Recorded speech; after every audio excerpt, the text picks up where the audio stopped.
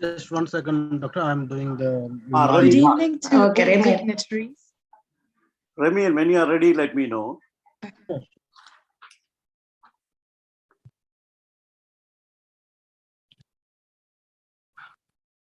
Archana, we are ready. You're ready, okay. Okay, thank you. Good afternoon. Good evening to all dignitaries and guests for joining us here today. We feel privileged to extend our warm welcome to all presented here to the second year of our momentous Tamil Museum London celebration. Let us commemorate in silence the unmatched sacrifices of our heroes who gave their lives to safeguard the Tamil community and all other community, as well as the innocent lives that are being destroyed by occupation.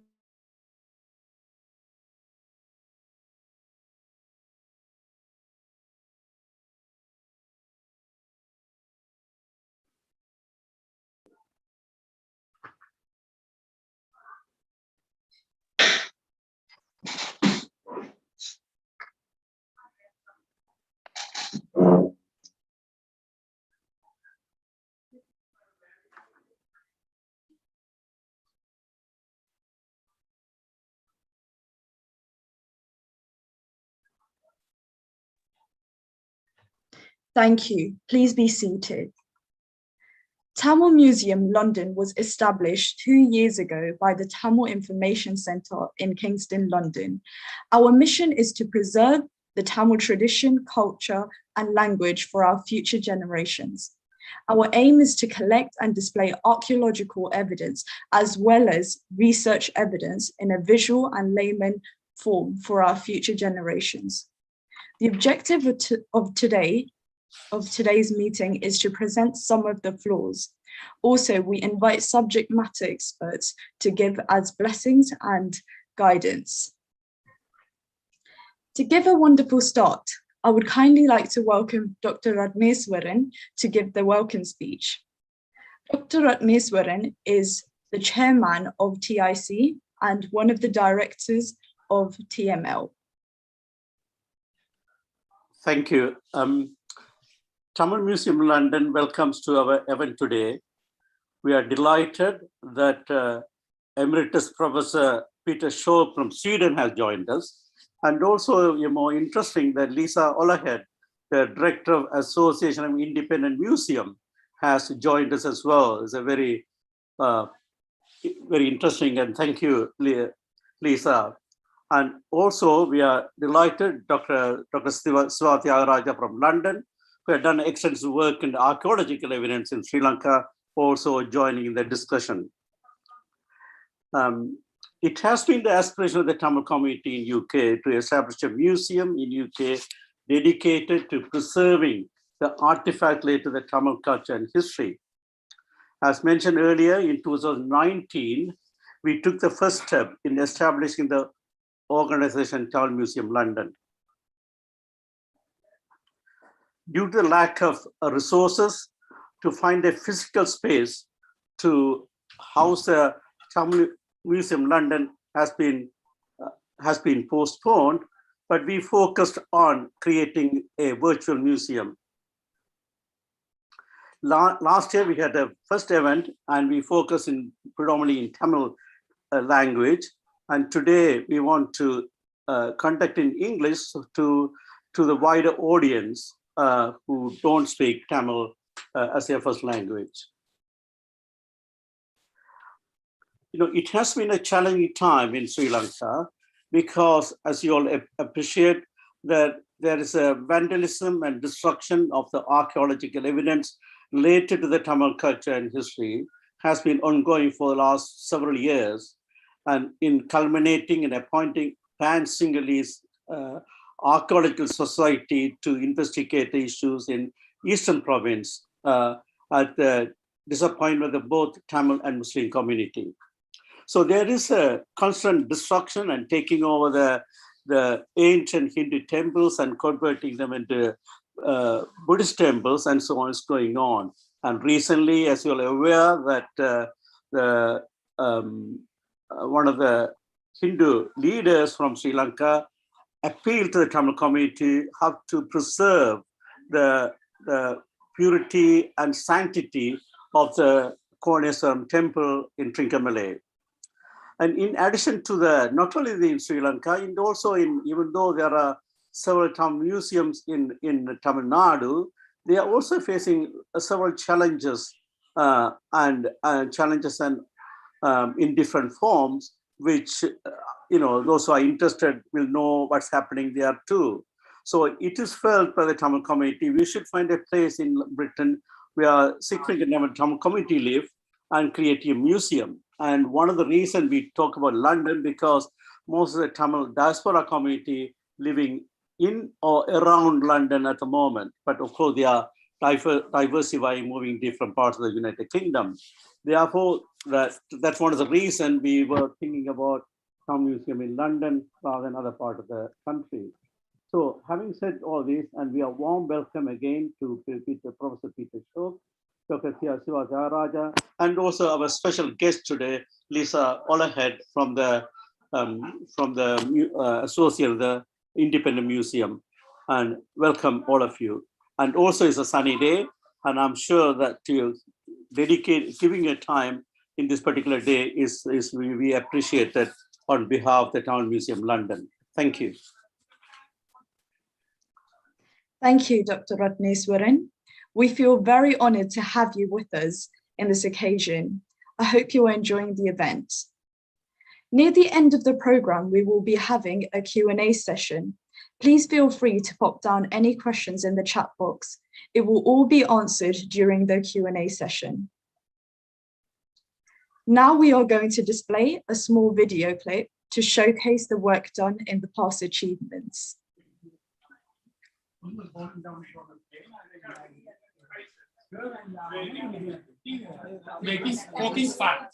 So we can watch it anyway. The Tamil Museum, virtual museum. Have a look. Okay, virtual Tamil.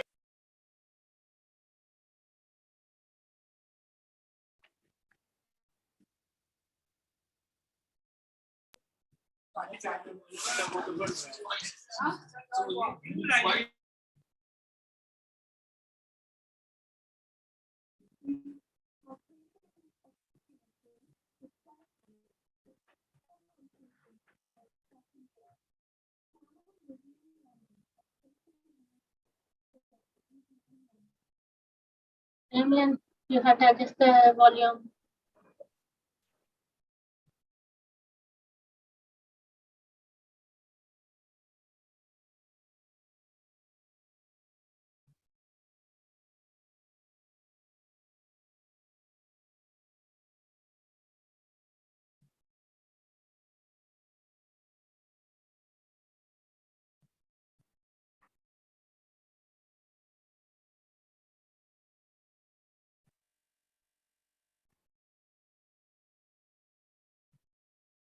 We have taken this opportunity to celebrate the successful completion of second year. Tamil Museum London has taken an initiative to develop a museum in London to collect, record and display the evidence related to genetics, culture, lifestyle, tradition and history of Tamils.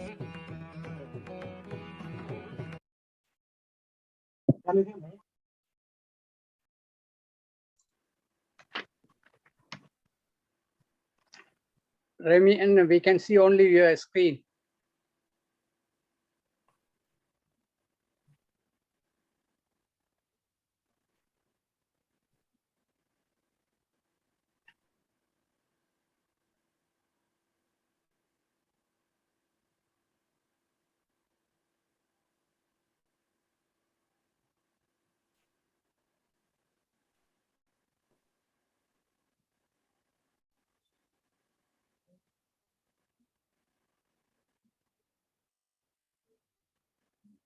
We have taken this opportunity to celebrate the successful completion of second year.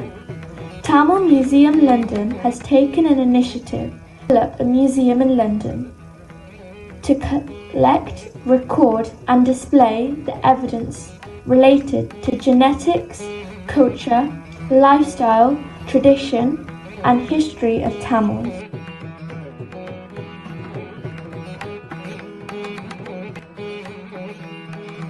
The development of physical museum requires lots of planning and a huge financial commitment, which is a long-term project.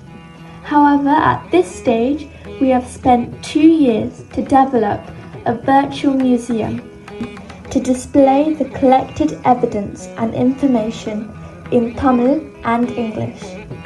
This provides a benefit to the viewers as they could view the museum in their own place and time.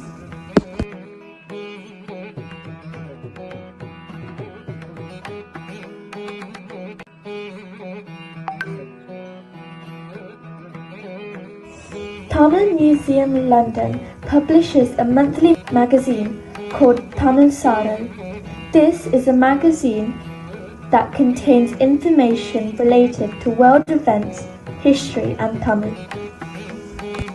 We collaboratively work with the subject matter experts to deliver public lectures monthly. This has been a great opportunity to explore knowledge and to raise questions. We would have not been successful without an audience like you. Thank you for being with us in our journey. Do stay with us continuously and provide your support.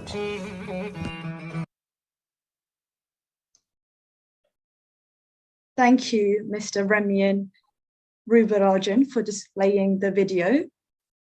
As you saw, you can virtually view all the floors by going to Tamil Museum London, the website, and there are 4 sections: ancient Tamil, Tamil and Elam, Tamil tradition and culture elements, and Tamil and Navalan Thivu sections. We will now be looking at a virtual tour of Vanni. Vanni, the mega land, vast area. As its name suggests, the Vanni area covers about 11 towns, consists of several villages situated in the center part of Sri Lanka. Vanni region, where most of the Tamil population lived, and they had a continuous history and heredity. Here we showcase ancient coins, precious stones, striped letters used in the Stone Age, the excavation pits, ancient temples of worship, worship statues, and funeral urns.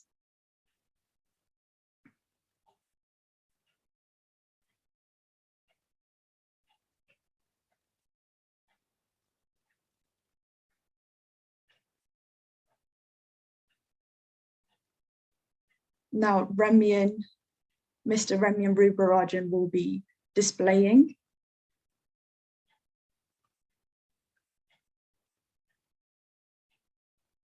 You can see the ancient coins and the precious stones.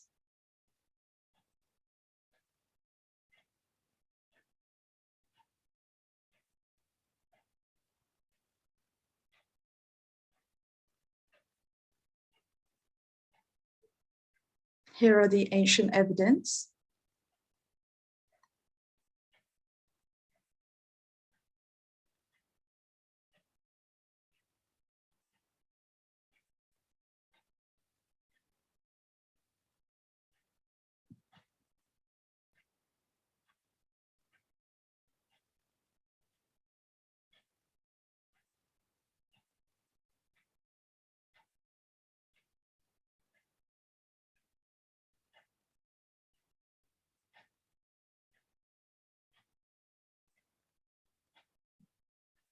You can see the ancient letters.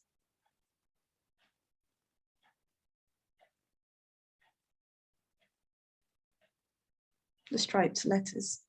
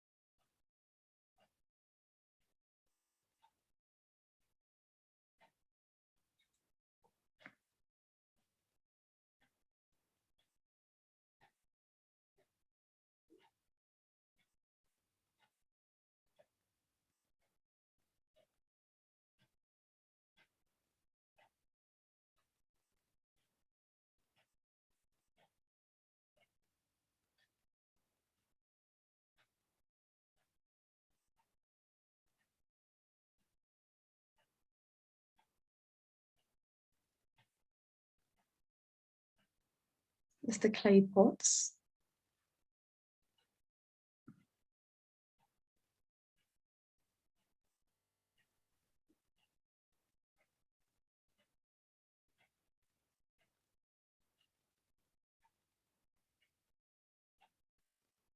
And these are the worship symbols.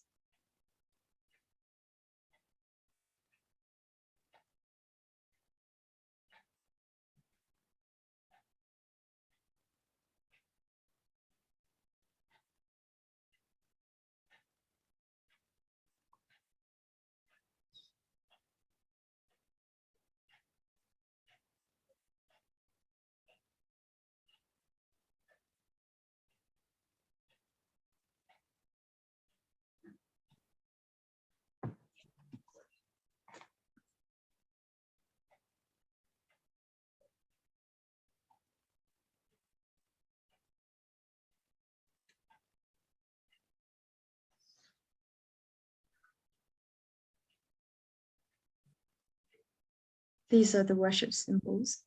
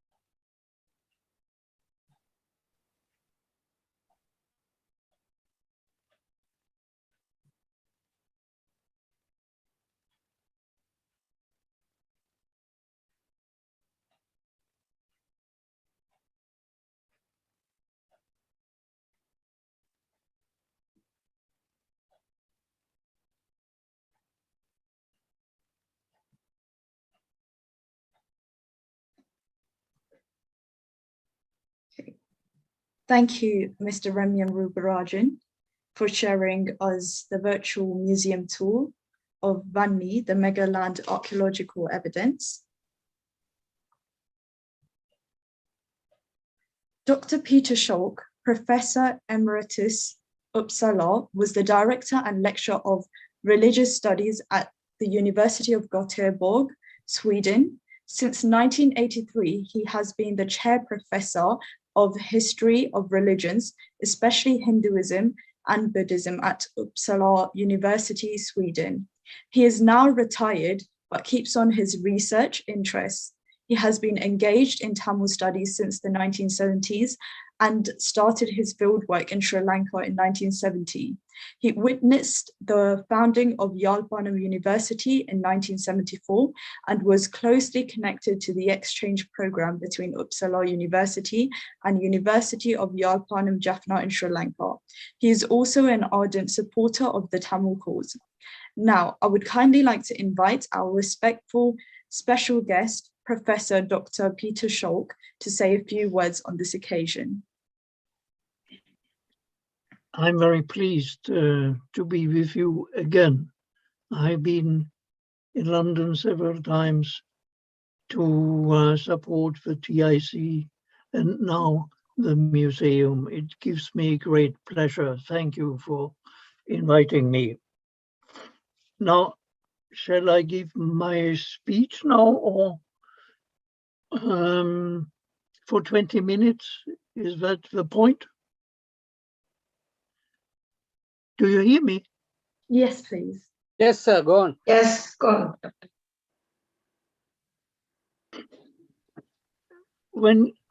Okay, I take 20 minutes. Huh? Is that the point? Okay. When creating a Tamil museum, two concepts will frequently be used. One is history in the sense of a study of the past, and the other is heritage.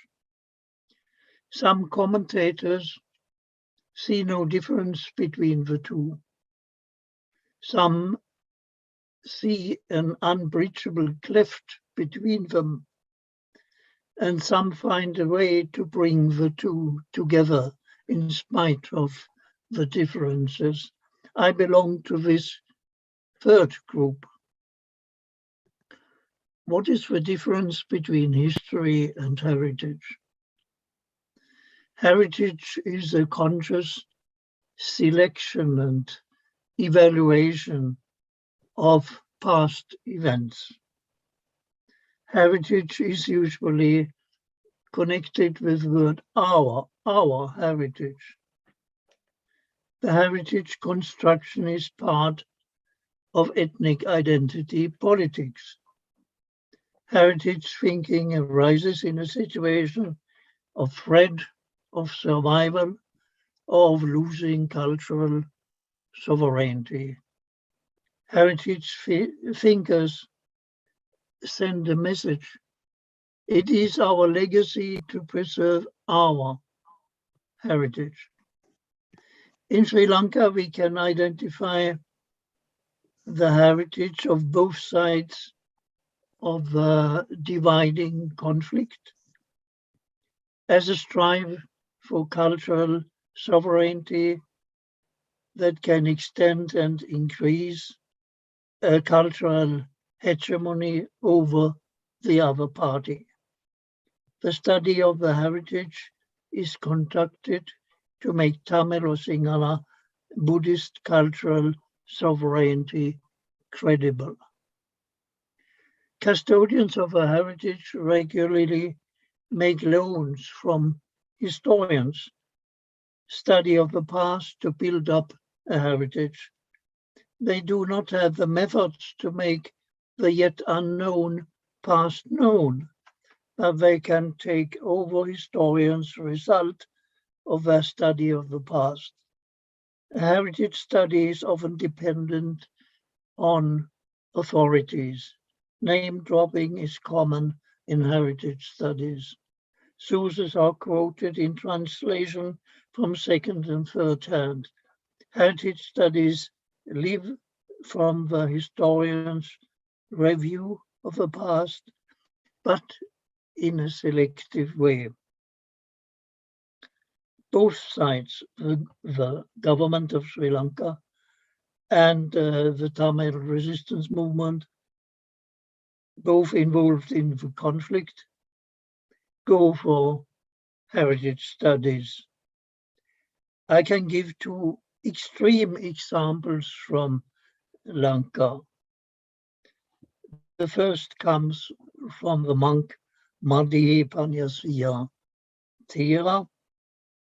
He was a Mahanayaka of Amarapura Nikaya and responsible for the education of monks for decades.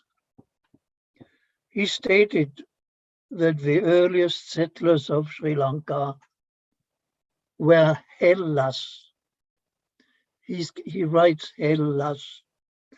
According to the recorded history, the four Buddhas, namely Kapisanda, Konagama, Kashyapa, and Gautama, had visited this land. Not only Gautama, as is usually said, and also the Tamils never had a traditional homeland. Who were the Hellas?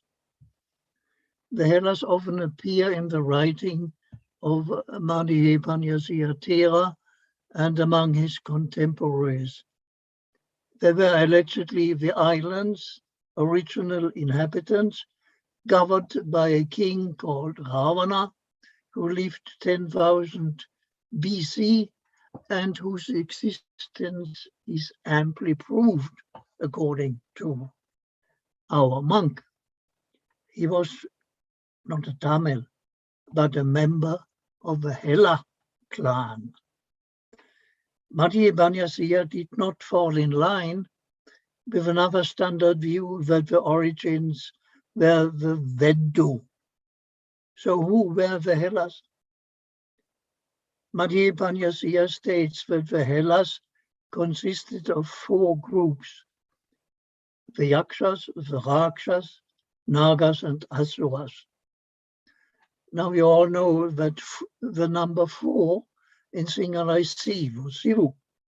In Madhya Panyasya Tira's etymology, so is the combination of Siv plus Hela resulting in Sihala.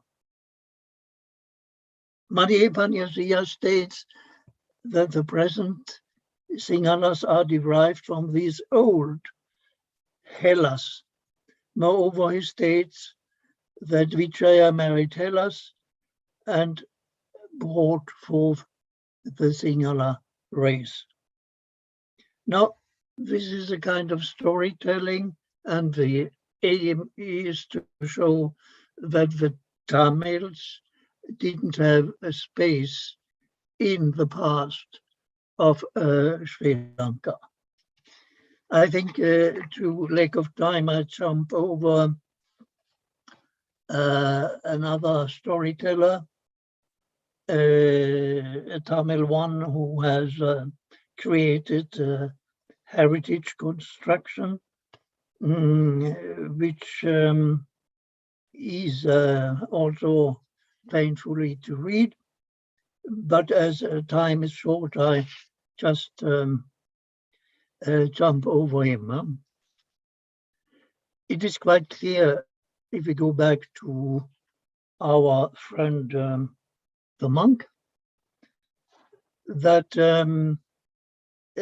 his etymology is completely wrong. And there is no King Ravana 10,000 years ago, and the 4 clans were not Sinhala speakers. There is no original documentation of a language of the period 10,000 BC, and the language Sinhala was only developed in the 8th century. It was preceded by Prakrit, which was a lingua franca being used by the Tamil speakers too. So when we find inscriptions in Prakrit, we have to look for specific sounds, whether it was a Sinhala or a Prakrit or a Sinhala Prakrit or a Tamil who has written that. Madhya Panyasya is not the inventor of his construction. As usual, he is a compiler, and compiling is usual occupation of heritage constructors. He was part of the activity of an organization called Hela Havala, which was founded in 1941 by the scholar and poet Kumaradunka Munidasa. Hela Havala means fraternity of Sinhalas, which worked for purification of the Sinhala language and which also produced the mythology of Ravana as warrior king and originator of the Sinhalas. To come to a conclusion, we are not doomed to choose between history and heritage. We can use history, the result of historical studies, as our heritage. This implies that we must abandon the call for ethnic primacy and replace it by the search for truth. We may not always appreciate truth, but it persists over time. Truth will often appear as a hybrid phenomenon, as a culture that has been formed from 2 or more other cultures through, or now I use some technical words, acculturation, enculturation, and inculturation. There has been a long-lasting encounter of Sinhala and Tamil, resulting in cultures which have produced so-called hybrid places, like Kantarodai and Periakulam, for example. Truth in Lanka is often hybridity.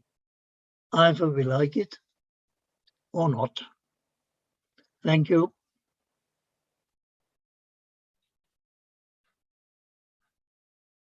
Thank you so much, Professor Peter Scholk, for your continuous support. We will now be having another virtual tour of one of the floors, Kodumanal.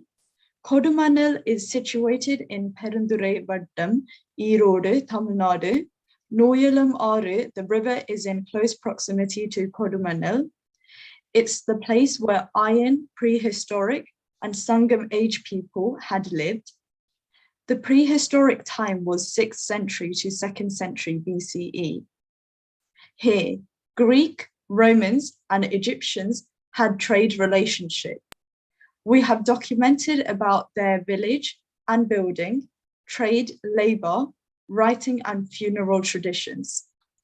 Greek history, authors' writing, and Sangam literature have evidence for Kodumanal's civilization.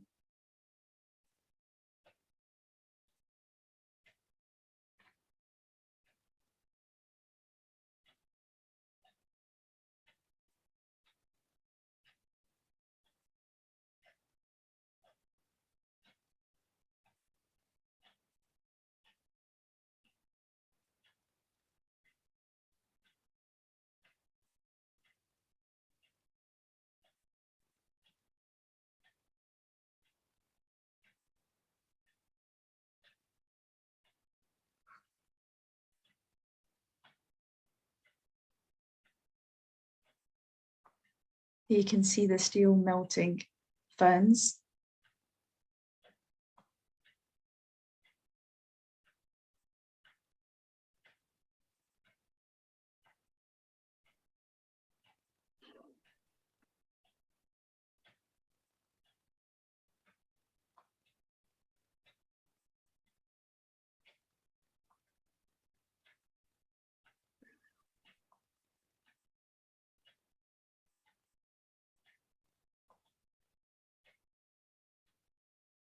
You can see all the iron objects that was discovered in Kodumanal.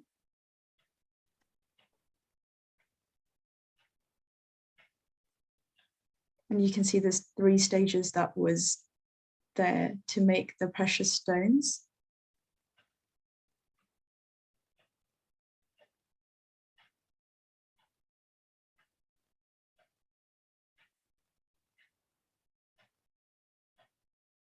You can see the stones.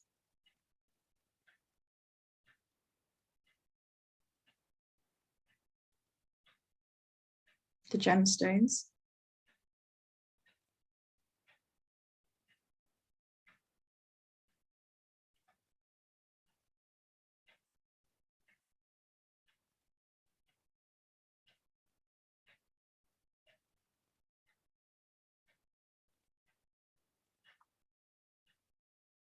You can see the shells. They're the conch shell.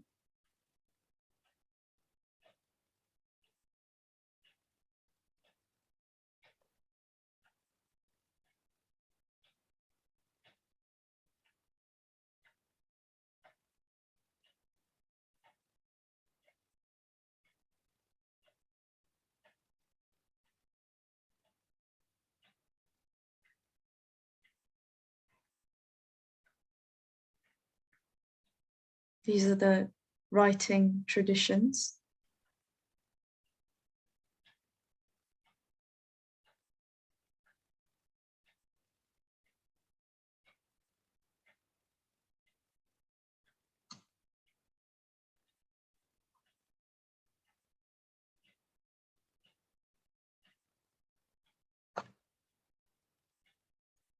The symbols.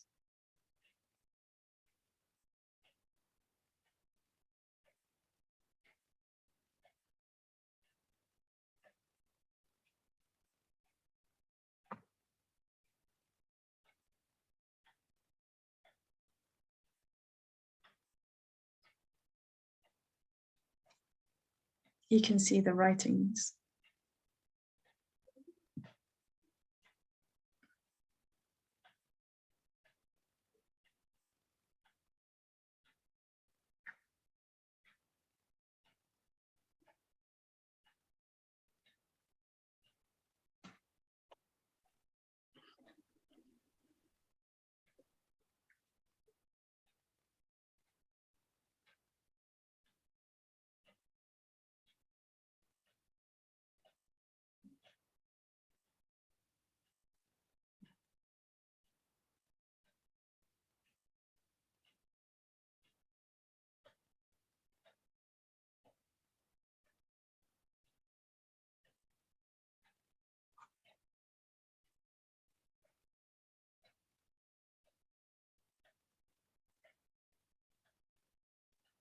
Now you can see the names on the pots. It's the funeral tradition.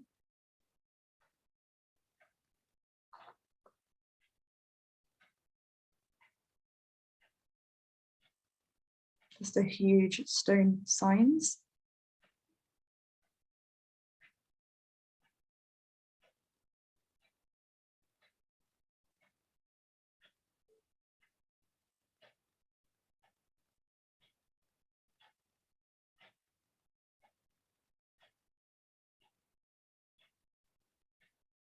Thank you, Mr. Ramyan Rubarajan, for giving us a virtual tour of the museum.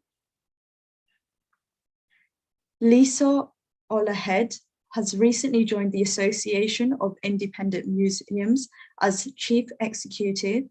After nearly a decade in the civil service, including 5 years as Head of Museums Policies at DCMS, where she worked on major museums and culture initiatives, including publishing the Mendoza Review of Museums, securing the Museum Estates and Development Fund, and playing a key role on the Culture Recovery Fund, including designing the repayable finance scheme and leading the Secretariat during the development of CRF Round 2. I would now like to welcome Lisa Olahed to say a few words on this occasion. Thank you very much for the introduction, and thank you very much for the invitation to be here and speak to the group. It's been lovely to hear from other speakers and to see the museum that you're building and the virtual museum. We were very glad to welcome the Tamil Museum London to the community of the Association of Independent Museums, or AIM. AIM is a membership organisation. We have around 1,250 members in the UK, over 1,000 of which are museum and heritage institutions. Our members range from some of the biggest civic museums in the country to some of the smallest. Around 2/3 of our members are small museums, which in our categories is fewer than 20,000 visitors per year.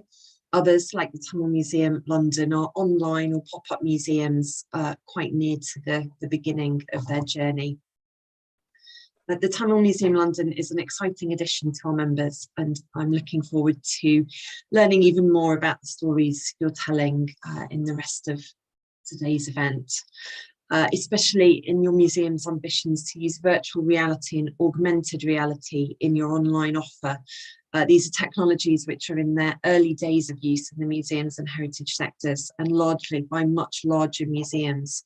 So I think the Tamil Museum in London has the potential to really show other museums how to tell stories digitally while building a collection and physical presence. AIM is pleased to support all of our members however we can. We do all of our activities through a framework that we call the hallmarks of prospering museums. The hallmarks are purpose, to know, articulate and embrace your reasons for being a museum or heritage organisation. Finance, being financially resilient and an effective charitable organisation. Collections, protecting your collection and making it accessible to the public. Visitor focus, understanding your visitors and supporters and making your visitor experience good for them. awareness and networks, taking part in active networks and partnerships, and I'll be saying a bit more about this shortly. Tackling inequality, being inclusive and challenging prejudice, discrimination and racism. Innovation, being creative and resourceful and taking risks where appropriate. Governance, consciously practicing accountability and good governance. And leadership and culture, creating an organisational culture that can adapt. We use the hallmarks because years of experience with our members has shown us that these are things that independent museums all need to do and be in order to be successful. And that goes for whether they are big or small organisations. We think they're important because although independent museums make up about 3/4 of the UK museum sector, they have special needs and success factors. By independent, we mean museums and heritage organisations that aren't reliant on other bodies for their survival. A lot of museums in the UK are funded by the government, either the national government, the Department for Culture, Digital Culture, Media and Sport, or by local government, by councils, or by universities. Some independent museums do have some public funding, but by and large, they are reliant on income from their visitors and supporters to survive. That means they have to really understand what they have, their collections, the stories they're telling, and how to give visitors an experience that they value. Having such a big independent museum sector is quite unusual internationally. A lot of other countries have much more widely publicly funded museum sectors. The Association of Independent Museums was established in 1977, nearly 50 years ago, and it recognised and celebrated a growing trend around saving industrial heritage and local history at that time. The independent museums movement came out of people looking at what the established museums and heritage organisations were doing and not seeing themselves, their things, their culture and their history being represented. So they came together to make their own museums and proudly reclaim their place in history, the present and the future. Tamil Museum London, with the dream to let us join with Tamil and to know Tamil, is very much in this tradition. And very importantly, it's a museum that can help reveal a rich language, culture and people that I think isn't very well known in the UK. Revealing and sharing diverse heritage is an important part of what museums do today. And we know as a museum sector that we need to get much better at it. I think part of the solution is museums like Tamil Museum London, which are communities coming together to tell your own stories in your own voices and own ways. There is public funding support for work like this in the UK. For example, our own current biggest grant funding programme is called New Stories, New Audiences, and it's a strategic investment of nearly £800,000 over 3 years in us by the National Lottery Heritage Fund, which is the UK-wide distribution body for lottery funding for culture and heritage. As well as providing grants to small museums for activity focused on identifying and telling new stories about collections to people who might not usually visit or get to know a particular museum, we are providing the museums with a lot of support, both mentors and a peer support approach, to help grow skills and capacity in the museum sector to do this kind of work, opening up new stories. We know that museums are better and more welcoming when more people feel heard by them, but more importantly, when more people can share their own voices within and from them. As well as our grants at AIM, we support this kind of work in other ways. Our main focus as an organisation, and particularly as a membership organisation, is on pragmatic support grounded in the reality that faces many of our members, which is of staff and volunteers running small organisations and having to be imaginative and resourceful to make things happen on not much money. AIM's main way of bringing people together is our annual conference. In June this year, our first in-person conference after 2 years online due to the COVID-19 pandemic, we welcomed over 200 museum staff, trustees and volunteers to Port Sunlight in the northwest of England to discuss how independent museums are turning major sector debates on climate change, inclusivity, and collections and more into reality. We also publish communications, case studies, and guidance. We have a number of newsletters, including our bi-weekly e-news, which gathers news and events from the sector. We publish success guides, which are how-to guides covering a wide range of subjects based around the hallmarks I mentioned earlier, that help independent museums to be governed effectively, run their businesses, work with audiences, and care for and display collections. We also publish 6 bulletins every year. That's our online and hard copy magazine, sharing news, opinions, and projects from our members and around the sector. To support our resources, we also run regular online sessions for small groups to learn more about different topics. Begun during the COVID-19 lockdowns, our Hallmarks at Home sessions allow people from member museums to explore different ways to improve their museum's operations, governance, and practice. Over the last year, we have supplemented this with more in-depth, chargeable training events for new trustees, fundraisers, and soon for people setting up new museums. AIM does all of this work generously supported by public funding. I've mentioned our grant scheme funded by the National Lottery Heritage Fund, or NLHF, which funds major capital projects for museums in the UK, as well as collections, resilience, and other kinds of projects.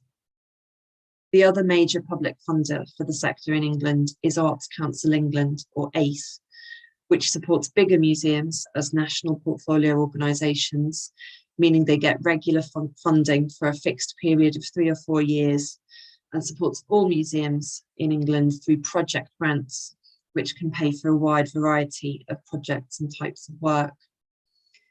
AIM ourselves are supported as a sector support organisation, so we receive money every year towards our core costs and for our programme, which supports governance and small museums in particular. Part of the work Arts Council England does as the Museum Development Agency for England is to strengthen the sector as a whole.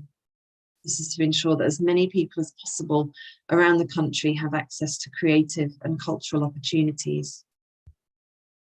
An important part of developing the sector is making and nurturing networks and partnerships. Museums work with one another for many reasons. They may be close geographically and serve the same communities. They may have similar collections or a similar approach to interpretation. They may face similar challenges, for example, due to the nature of their buildings, such as listed buildings, or being small organisations with few or no paid staff, or for other reasons. There are a number of formal ways that museums and people who work in museums can work together. The Arts Council supports subject specialist networks, bringing together people with specialist research and collection knowledge to share expertise and ideas. The national museums and larger regional museums have loan programmes, which enable other museums to borrow from their collections. Organisations may be funded by public funders or philanthropic trusts and foundations as partnerships or consortia to carry out projects. On the individual side, people might be in networks such as Space Invaders for women leaders in museums, Museum Detox for people of colour working in museums, or on leadership programmes where they build relationships, which in many cases people take through the rest of their career in the sector. These networks and partnerships are important because in a sector where much is achieved, often on shoestring resources, working together helps to share ideas and learning and build on work across and between different organisations. This leads to better museums and programmes for our audiences, whoever they are and wherever they may have come from to reach our museums. Joining AIM is one way to reach these networks, and over the coming months, we look forward to working with Tamil Museum London and helping you to reach your goals, working together with us, other museums, and people like those here today who are interested in the museum and its dream. Thank you.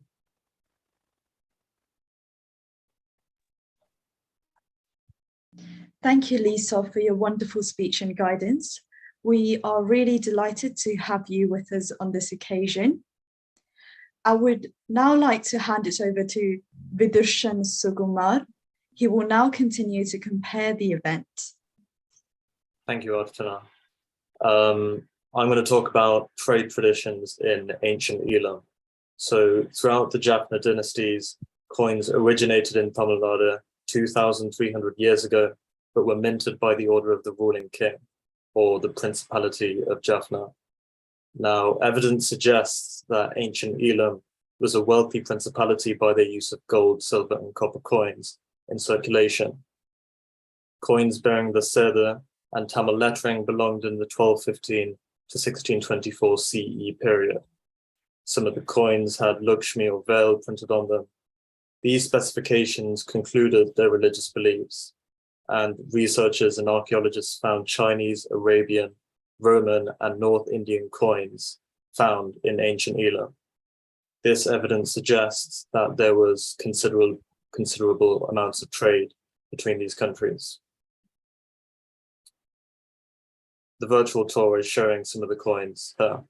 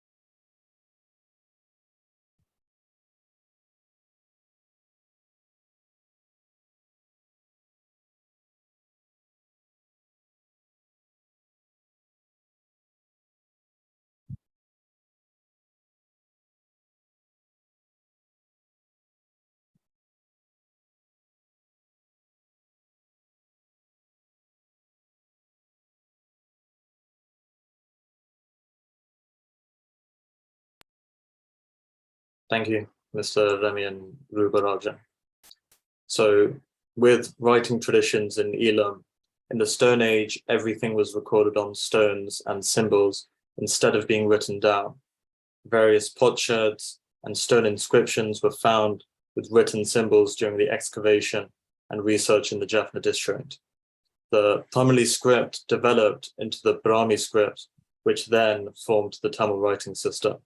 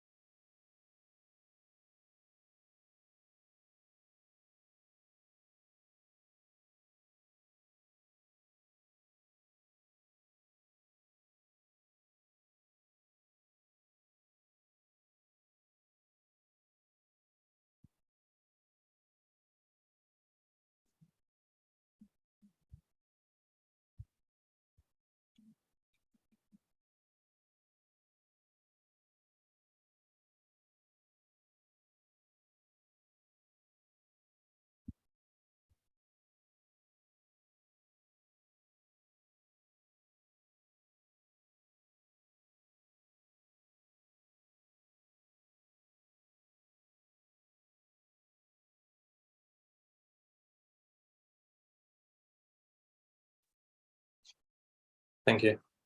Now, I would like to welcome one of our other guests, Dr. Siva Theoharaja.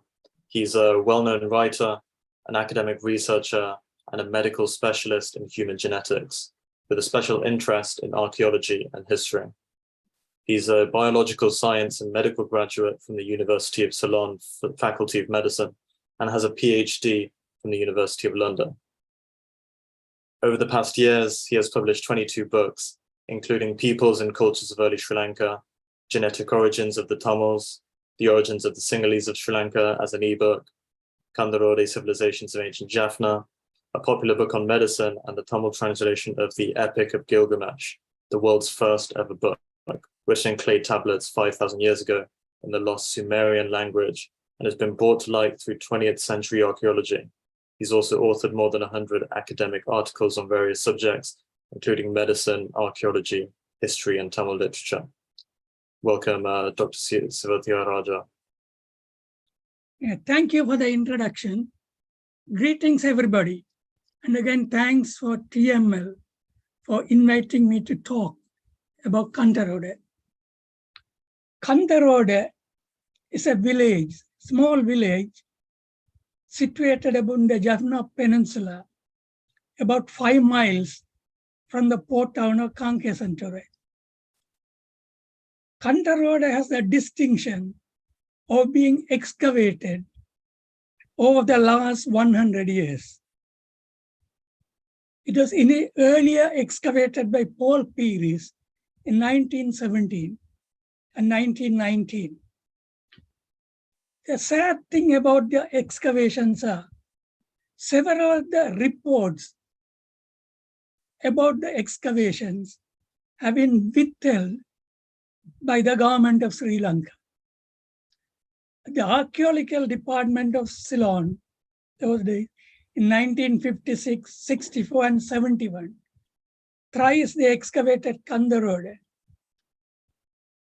but the findings were withheld.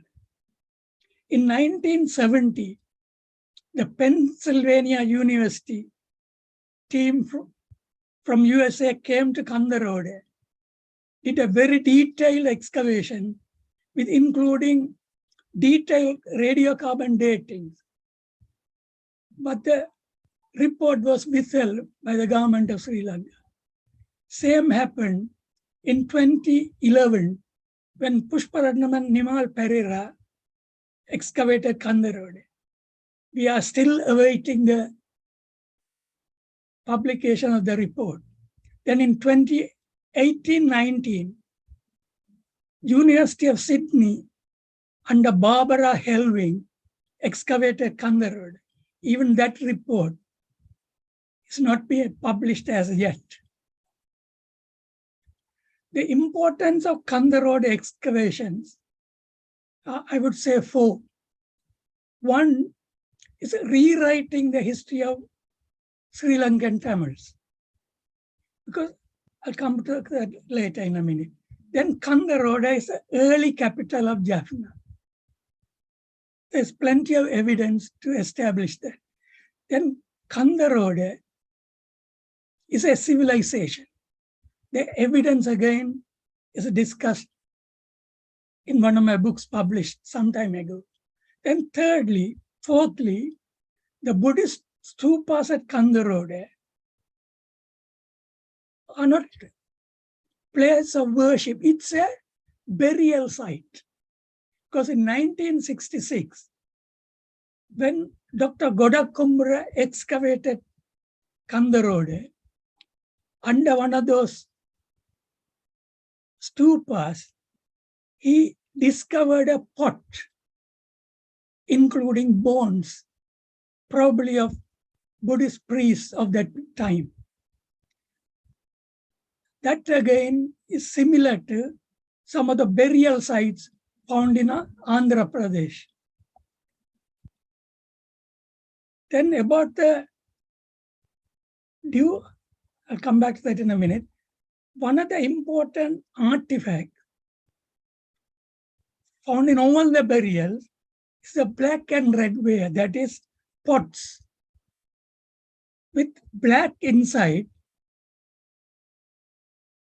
and red outside, black inside as well as in the neck of the pots. This was first discovered in the Indus Valley at Harappa by Sir Mortimer Wheeler, famous British excavator. He says the pottery is distinctive in shape and fabric. It is turned into a slow wheel, polished, and is characteristically black inside and more often black and red outside. The black confined to the upper part of the vessel resulted from inverted firing.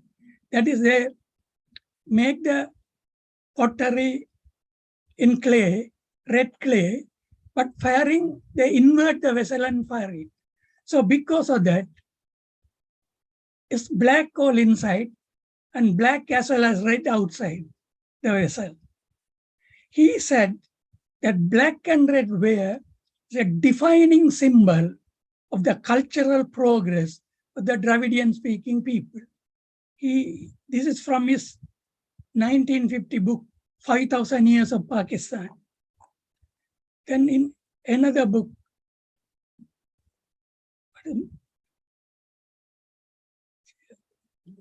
and Chandra 1947 report, he said black and red ware is an iconic marker of the Dravidian peoples. Then Vimala Beki, after her excavation at Kandrode, produced two small articles which published in international magazines. In one of them in 1973, she said that people of Kandrode have either descended from the same cultural milieu as the South Indians or have had very cultural contacts, very close cultural contacts with them. About the radiocarbon dating, Dr. Raghupati, he wrote a book on the archaeological survey of the Jaffna Peninsula, was able to obtain the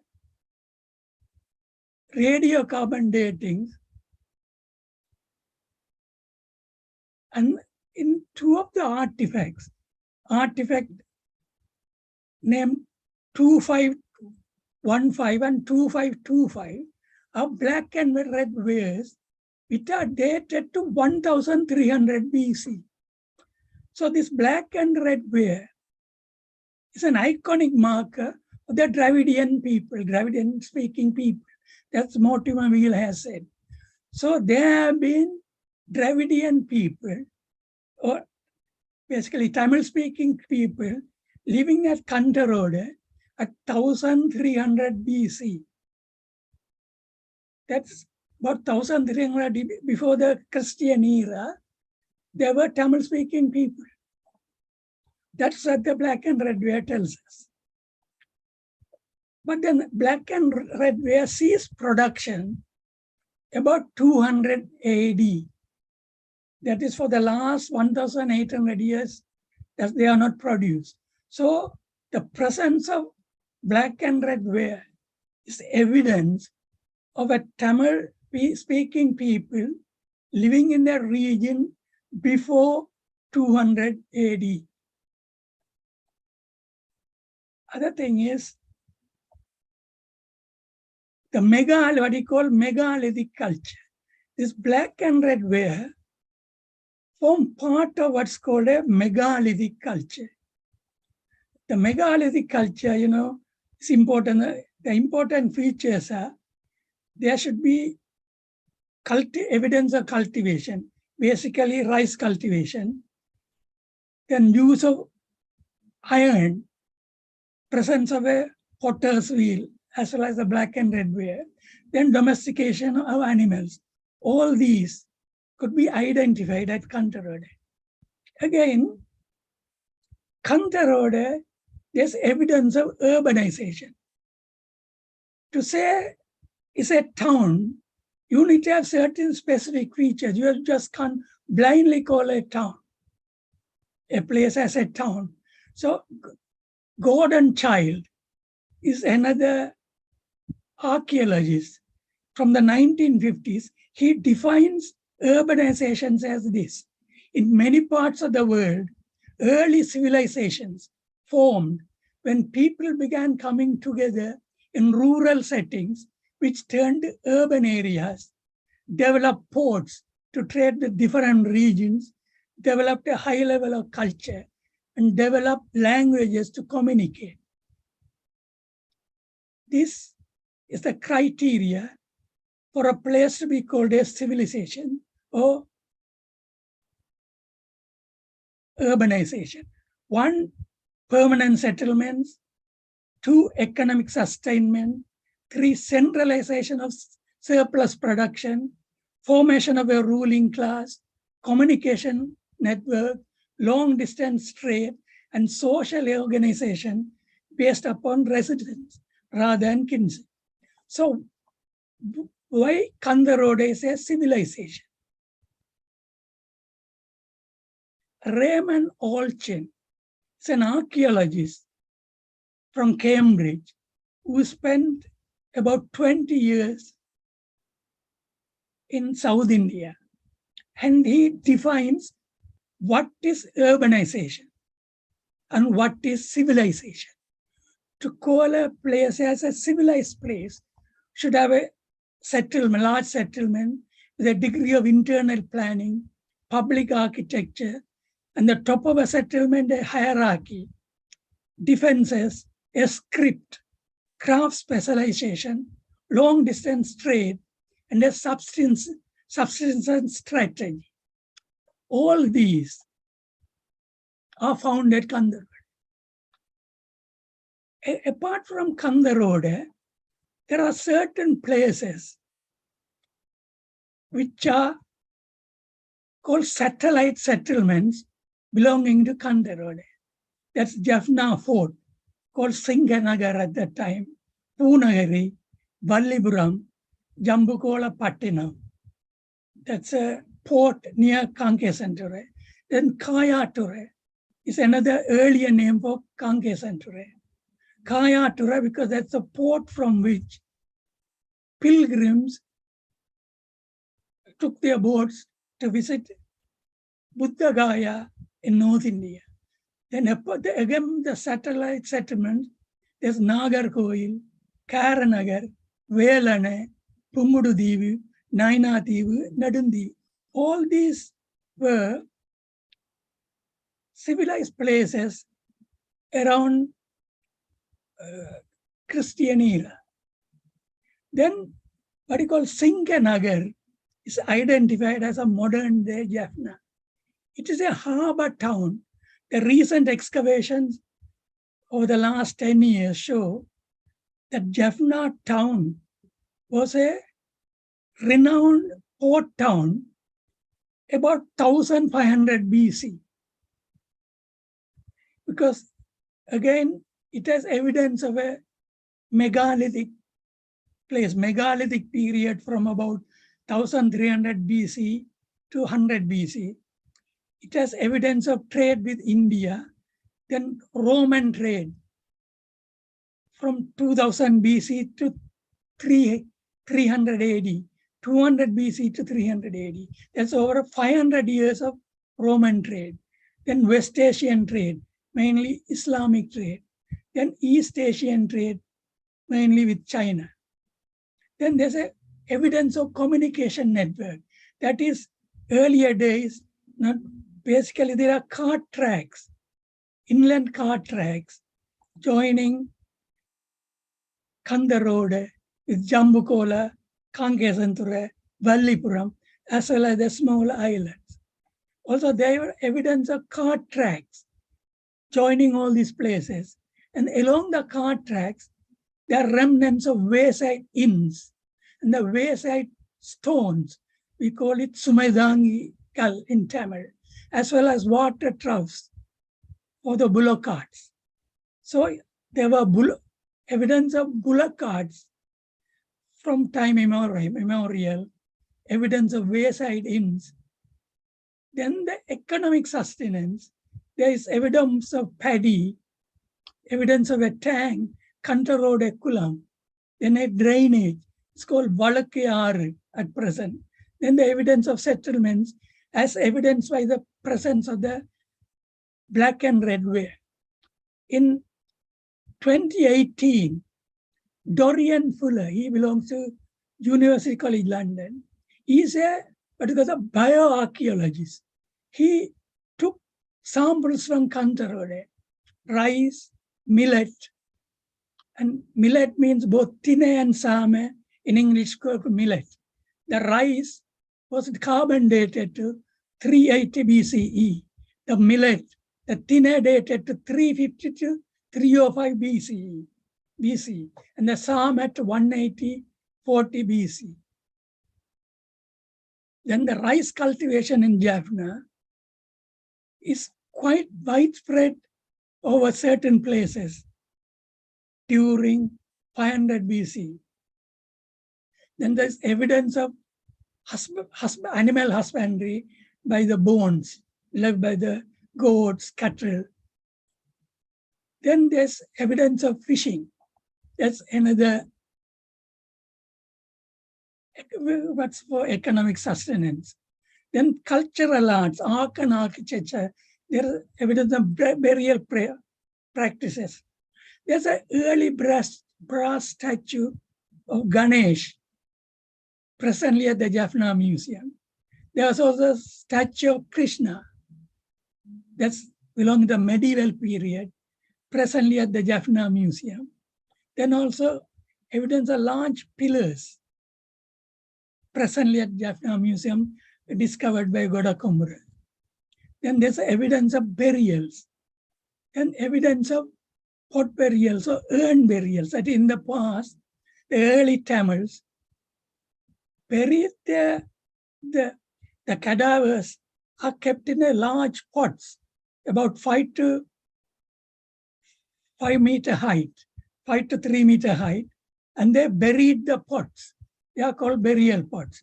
Also, there are called megalithic burials, where they buried the dead and placed around it large stones and then covered it with a very large stone. Those are the megalithic burials. Then there's evidence of copper. Paul Peary founded what he called coal sticks, dated to 500 BC. Coal sticks are sticks in which they did black ink and the women dyed their eyebrows, like the present day pens or pencils, eyebrow pencil. They had coal sticks with it. They dyed their eyebrows, the women. Then there are early coins produced at Kandarode between 300 BC and 300 AD. They are called Lakshmi coins. It's the form of a idol identified Lakshmi. Those are rectangular coins. Then there are evidence of chain beads or chains which are worn by the women. And I spoke about the inland trade, evidence of cart tracks, bullock carts, wayside inns, the Sumedangi stones. Then we come back to this early sailboats. And the early sailboats which traded with South India. They are the presence of what you call painted grey ware, which belong to 500 BC, as well as square punch mark coins, which again dated to 500 BC. This is previously first discovered by Paul Peary about 100 years ago.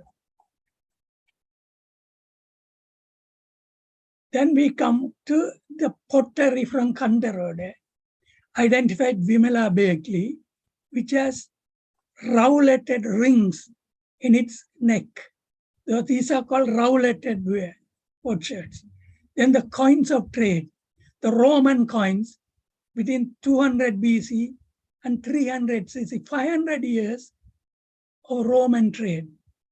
That's a time. So because of the trade, Kantarode civilization is identified as a mercantile civilization because it relied on trade for its major income. Whereas down south, the Anuradhapura,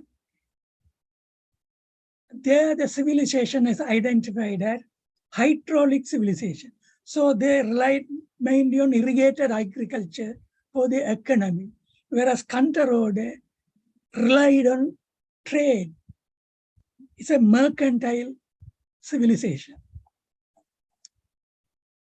Then the language of communication, all the potsherds found a major part of the potsherds has Tamil Brahmi writing on them, except for one individual potsherd, a Rowlattaway potsherd, which has Prakri writing, read as Dattahapatha, that is, a potsherd belongs to a man called Datta. So basically, again, one of the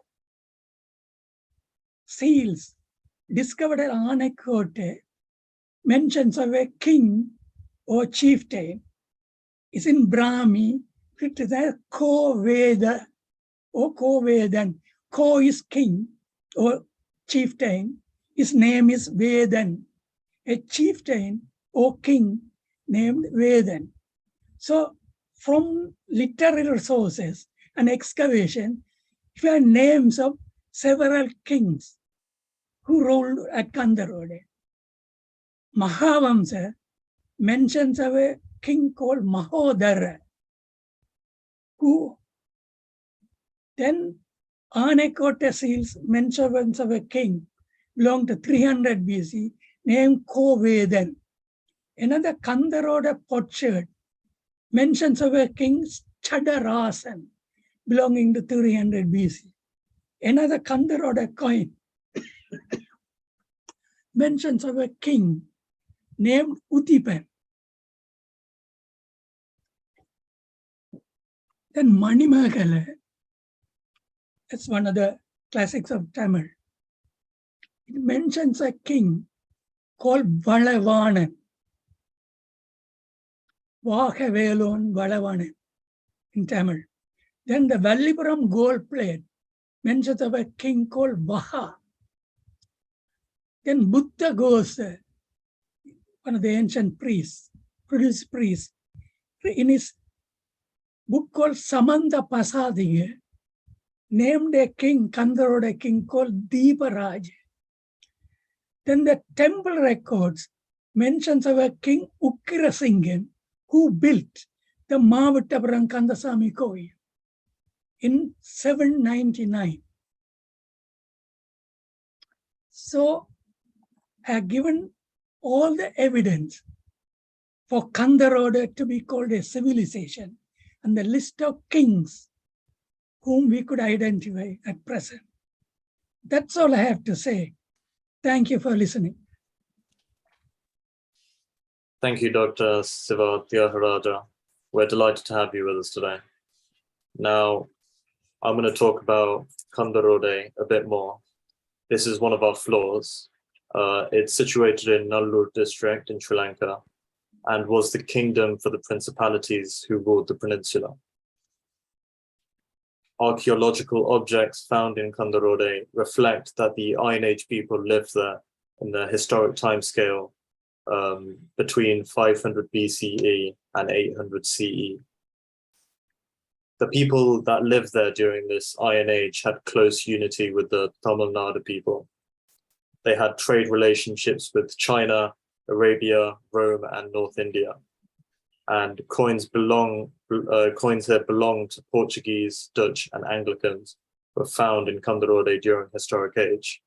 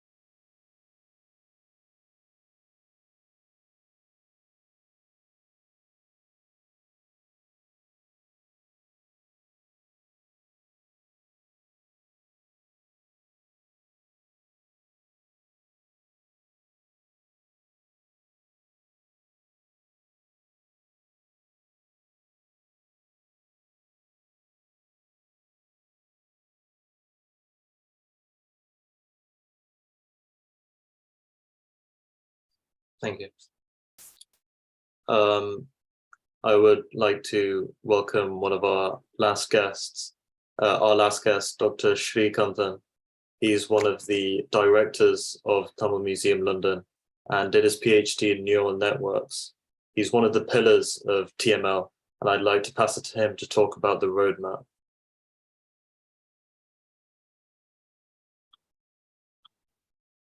Thank you, Vidushan. And Ramian, could you give me the sharing access?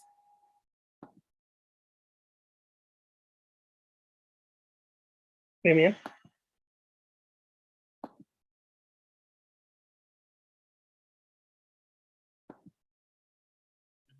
Not given. Yeah, thank you.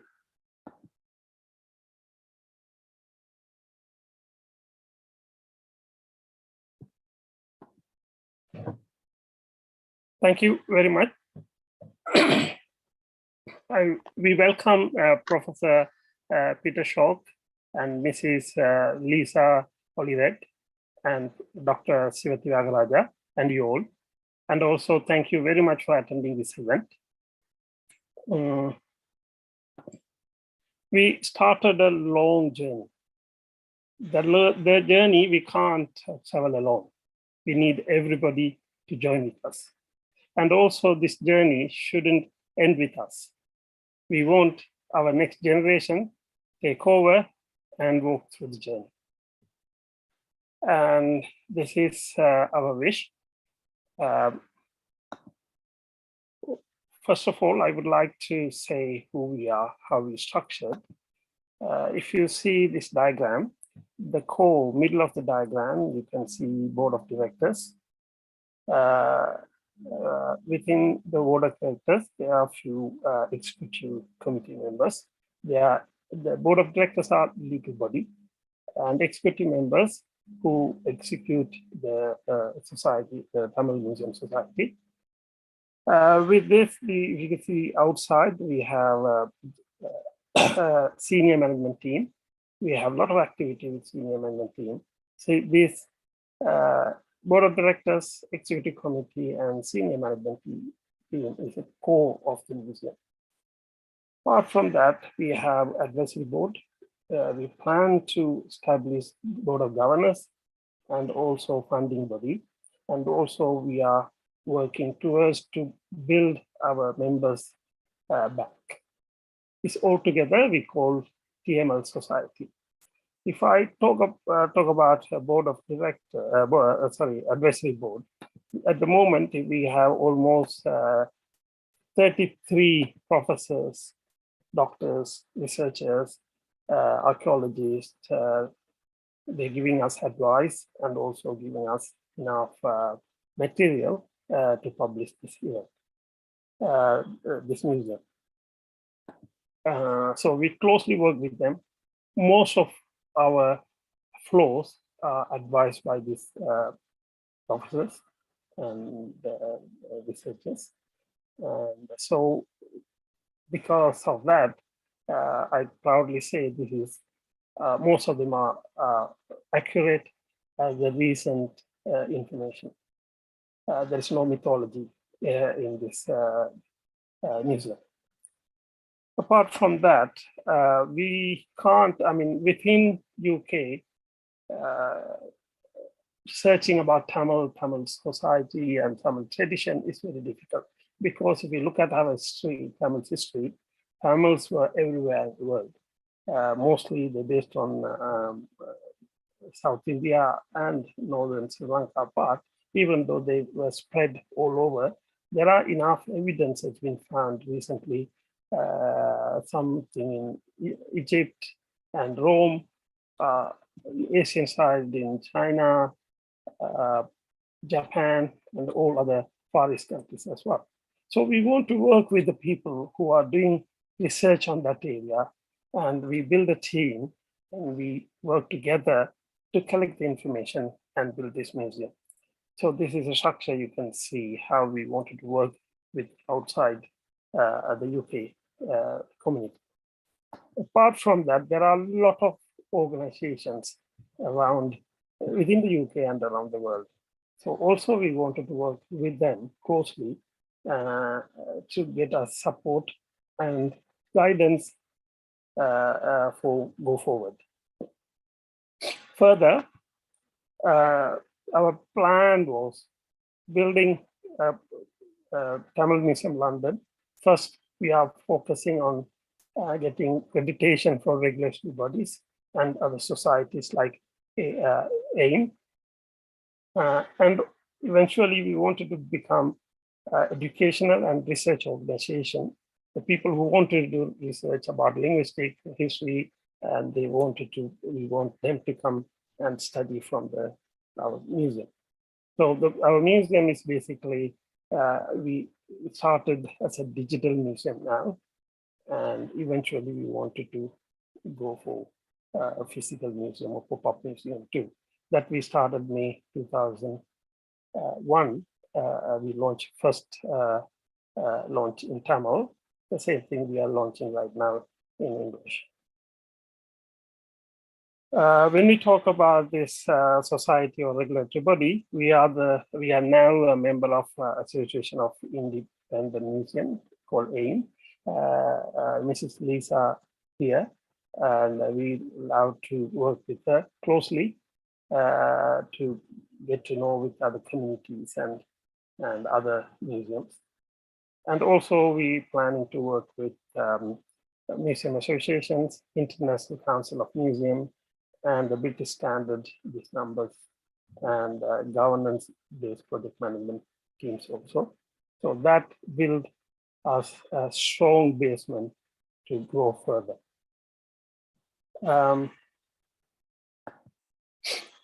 If we wanted to talk about our activities, so far we are doing several activities. Within that, the green boxes we already performing now, because every month we organize in Zoom conferences.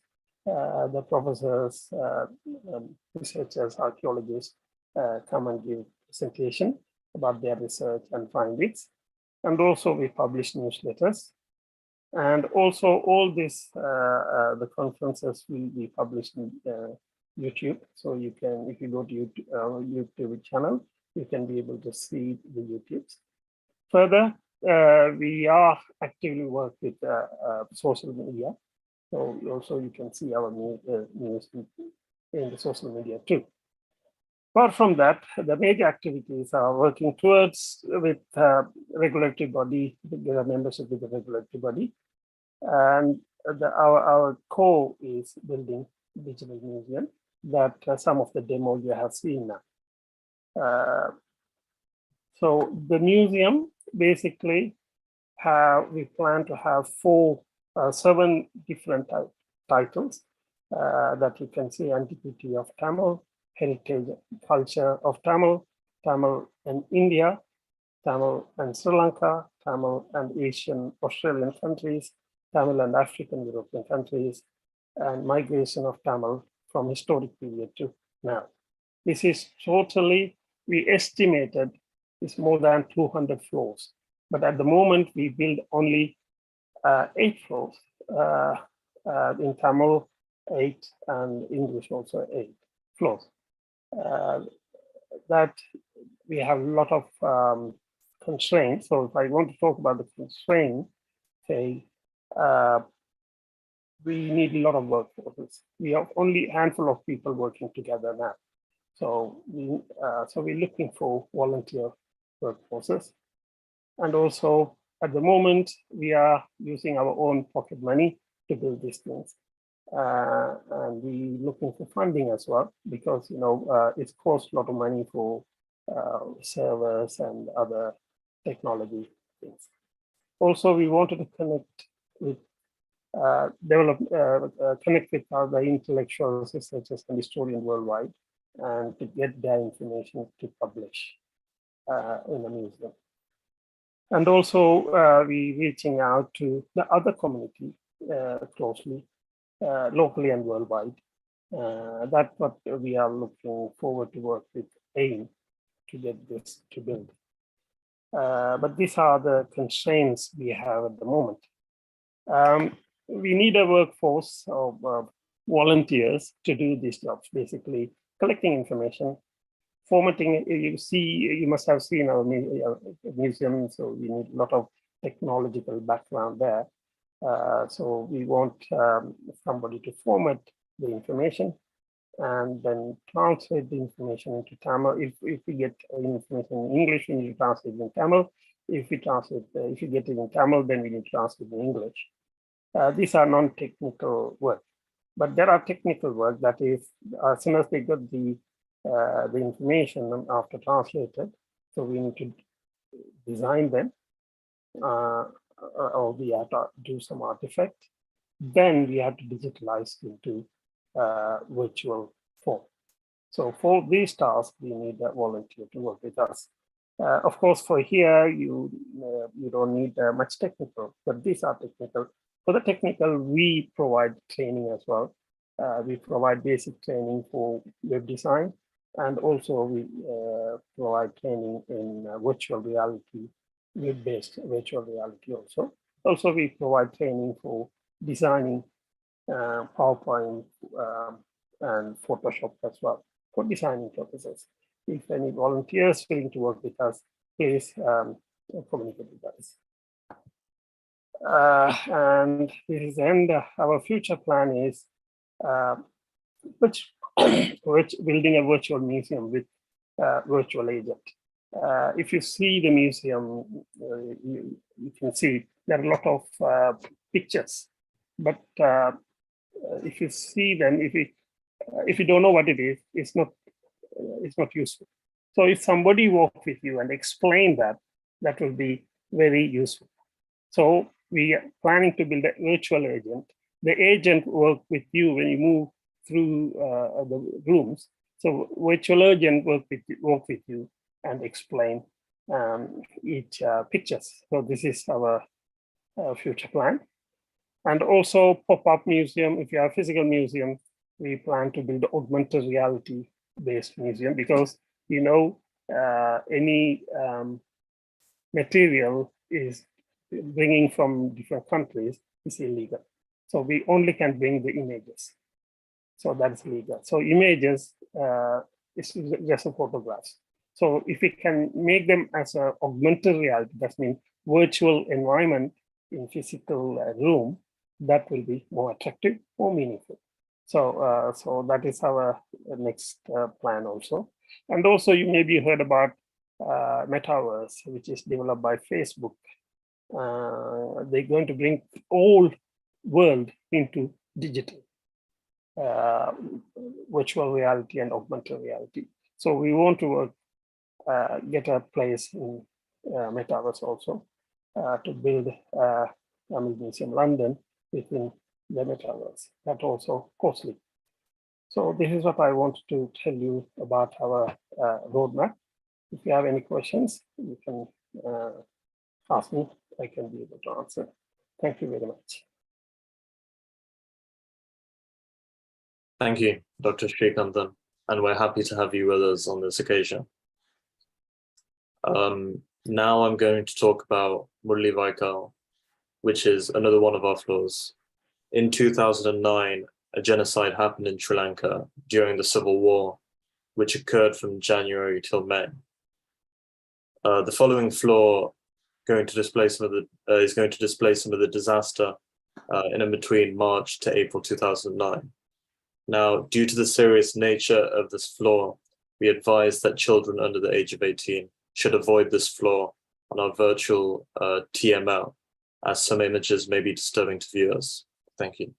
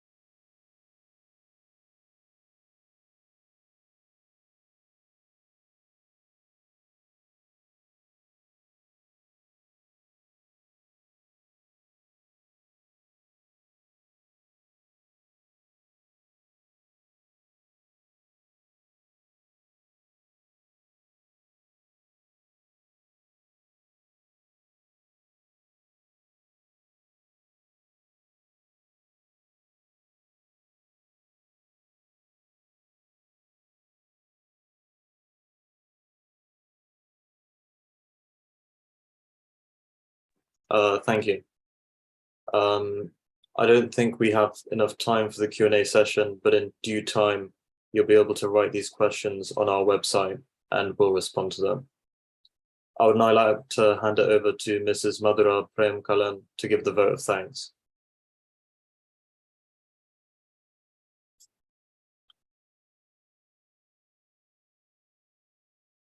You're muted.